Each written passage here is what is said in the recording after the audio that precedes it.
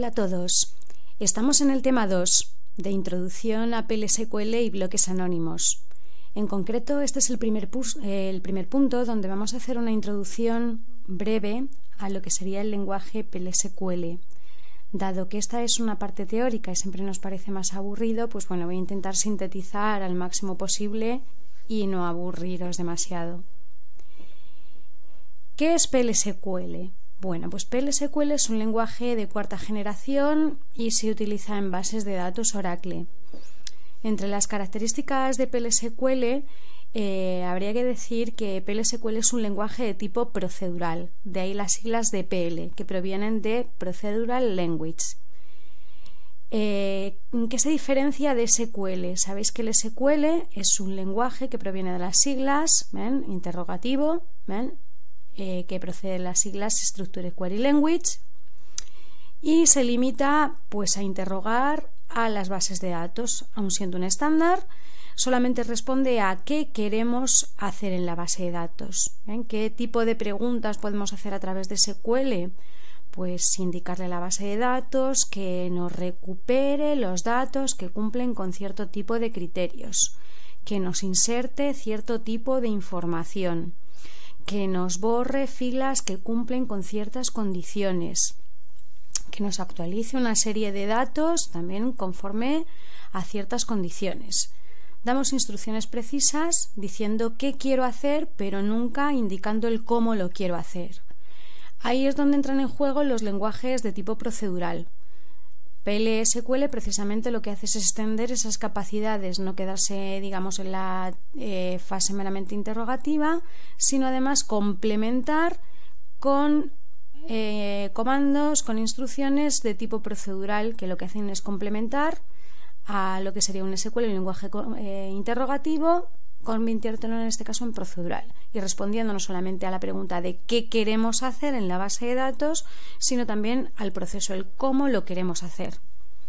A través de PL nosotros podemos controlar la declaración de variables, constantes, manejar los datos que nos devuelve una consulta, hacer tratamiento de excepciones, hacer iterar y realizar un proceso durante un número de veces que nosotros queramos controlar y parar bajo una determinada condición. Esto es algo que difiere esencialmente de lo que se puede controlar con SQL, que meramente, para todos los que conocéis el SQL, sabéis que se basa en ser un lenguaje meramente interrogativo. Por otro lado, PL/SQL pues no es un compilador tradicional, sino que en este caso está incluido, como ahí nos indica, como motor dentro de estos productos Oracle. Lo podemos encontrar tanto en base de datos como en ciertas herramientas de desarrollo, ¿ven? Que en este caso podrían ser Oracle Forms y Oracle Reports. Ahí tenéis una representación de lo que podría ser la arquitectura de un código PL.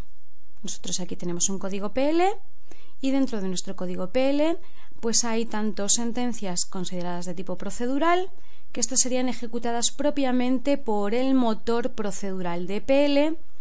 En el caso de una base de datos Oracle, dentro de la base de datos Oracle tenemos integrado tanto un motor de SQL, que sería el encargado de ejecutar todas aquellas sentencias que hayamos escrito en SQL, aquí aparece reflejado, y todas aquellas sentencias que estén escritas propiamente en el lenguaje PL serían ejecutadas por el motor de PL. ¿De acuerdo? Estas serían, digamos, un poco la representación de la arquitectura de la ejecución de un código en PL/SQL. Entre los beneficios que nos puede aportar el PL/SQL pues es la creación de programas modulares, dado que es un lenguaje puramente procedural y por lo tanto también es un lenguaje estructurado. Dentro de nuestra programación en PL, como veremos, tiene obviamente el soporte al SQL porque precisamente permite extender esas capacidades donde con el SQL nos quedamos limitados. Actualmente, aunque ya esto es historia de varias versiones anteriores, se permite la programación orientada a objetos. No es que PL sea un lenguaje 100% orientado a objetos, ni muchísimo menos, dado que podemos seguir haciendo una programación estructurada, pura y dura, sin utilizar tecnología de objetos. Pero ya Oracle, desde su versión 8i, ¿ven? Ya introdujo características que hacen y dan soporte a lo que sería una programación orientada a objetos. Por otro lado, a través de PL podemos obtener mejoras de rendimiento. Bien, pues existen una serie de técnicas, en este caso para mejorar la programación, pero también, como veremos, dependiendo del tipo de código, el código lo podemos almacenar en base de datos con la mejora de rendimiento que eso nos aporta y que trataremos cuando lleguemos al tema de código almacenado. El código es totalmente portable, dado que un programa escrito en PL lo podríamos trasladar a ejecutarlo sobre el motor de PL que tenemos en la base de datos, o ese código lo podríamos también trasladar y llevarlo a un entorno vía Oracle Forms, Oracle Repos, como comentamos en una página anterior. Redundamos en la integración con SQL. Y en cuanto a la seguridad, si este código PL también lo almacenamos en la base de datos, pues nos podemos basar en la política de definición de seguridad que hayamos definido dentro de nuestra base de datos Oracle. Pero, como ya digo, esto es un tema que trataremos cuando lleguemos al código almacenado. De momento aquí nos quedamos básicamente en una introducción. Esto sí sería importante. Los dos tipos de código que realmente podemos programar en PL/SQL. Como veis, por un lado, podemos hacer programación de lo que se denomina código anónimo o bloques anónimos. Esto va a ser un código que va a residir en el lado cliente, dado que yo, por ejemplo, para crear un programa en PL bastaría con que tuviese un bloc de notas, cualquier editor de textos, y escribir mi código en PL. Este código PL escrito en un editor, a través de un editor, se puede lanzar contra el motor de Oracle y con eso compilar el código y poder ejecutarlo. Pero realmente lo que sería la programación puede estar guardada y, como ahí nos indica, residir en el lado cliente. Por otro lado, tenemos la capacidad de nuestro código almacenarlo dentro de la base de datos. Si lo almacenamos dentro de la base de datos, como ahí nos indica, si reside el código fuente dentro del servidor, tenemos la capacidad de programarlo en distintos tipos de formato. Podemos programar procedimientos, podemos programar funciones, podemos programar disparadores y podemos programar paquetes. Os resumo brevemente el concepto de cada uno de estos elementos o tipos de programaciones almacenadas, pero llegados el momento lo trataremos en cada capítulo pertinente y en cada vídeo para dar la explicación de la gestión de procedimientos, funciones, disparadores y paquetes. ¿El procedimiento qué es? Pues como en cualquier otro lenguaje de programación y por lo tanto en PL no varía, es un conjunto de líneas de código que sirven para describir un proceso. Básicamente, si yo tengo, por poneros un ejemplo, que crear o dar de alta empleados en la tabla de empleados, podría programarlo a través de un procedimiento, donde a través de ese procedimiento se encapsule cuáles son las líneas de programación que pretenden describir lo que es el proceso de alta de un empleado en la tabla de empleados. La función, pues también es un conjunto de líneas de código que ejecutan un proceso determinado, pero fundamentalmente tienen como objetivo la devolución de un valor.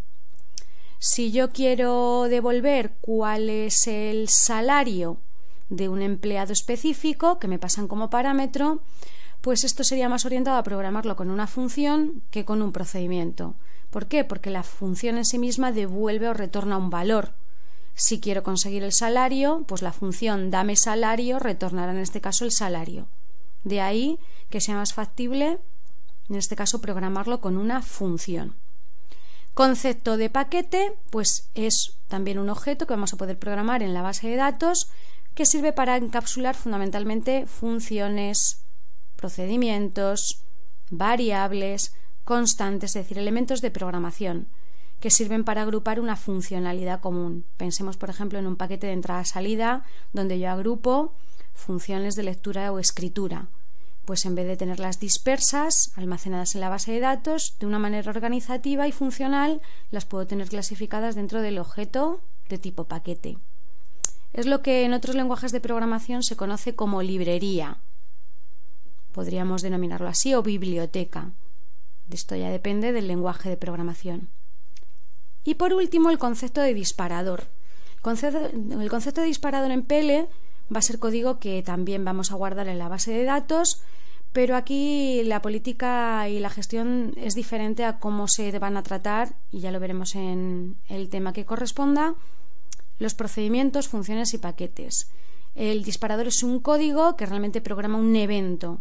Nosotros programamos un disparador en la base de datos y este código se va a disparar ante un suceso determinado para el cual lo hayamos programado. Por ejemplo, me puede interesar que una vez que un usuario realice una inserción en la tabla de empleados o una actualización o bien un borrado, a mí me quede de manera automatizada una auditoría, un log en una tabla de quién ha sido y a qué hora lo ha hecho, por poneros un ejemplo. Esto podría controlarse a través del concepto de disparador. La ventaja de tener el código almacenado en la base de datos, como os mencionaba en la transparencia anterior, pues fundamentalmente reside en que el código almacenado en la base de datos pues se puede mantener de manera sencilla porque lo tenemos ubicado bajo el concepto de esquema. Podemos programar a todo el código una política común de seguridad y en este caso el código almacenado, procedimientos, funciones, una vez que está almacenado y compilado correctamente, se genera lo que se denomina el código objeto, es decir, el compilado, de tal manera que a la hora de ejecutarlo no haya que compilarlo, directamente se procede a la ejecución, con lo cual en este caso proporcionaría mejoras de rendimiento. Bien, esto como introducción al lenguaje PL/SQL. En capítulos posteriores, en temas posteriores, vamos a ir tratando, como hemos visto, tanto la creación de los bloques anónimos y la creación de código almacenado. Para terminar este tema, continuaremos con un vídeo a continuación relativo a cómo debe ser y cómo tenéis que construir la estructura de bloques anónimos. Y sin más, os espero en el próximo vídeo.